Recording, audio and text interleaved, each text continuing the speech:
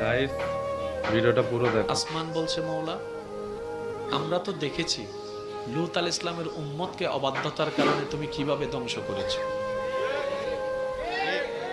আসমান বলে আমি দেখেছি, সূর্য বলে আমি দেখেছি, চন্দ্র বলে আমি দেখেছি, মওলা জমিন বলে আমি তো নিজে দেখছি। অবাধ্য যারাই হয়েছে তোমার গজবের শিকার হয়েছে, ঠিক ঠিক গুনাহ যারাই বেশি করেছে তারাই গজবের শিকার হয়েছে। ঠিক। এবার আমরা যখন দুনিয়াতে বিচরণ করতে লাগলাম, তাদের যুগে ফেসবুক ছিল না, আমাদের যুগে ফেসবুক আছে। তাদের যুগে ইউটিউব মেসেঞ্জার ছিল না, আমাদের যুগে ইউটিউব মেসেঞ্জার আছে। তাদের যুগে ইন্টারনেট ছিল না, আমাদের যুগে ইন্টারনেট আছে। মূল কথা যেটা বলতে চাচ্ছি, তাদের গুনাহ করাটা যত কঠিন ছিল, আমাদের গুনাহ করাটা তত সহজ হয়ে গিয়েছে।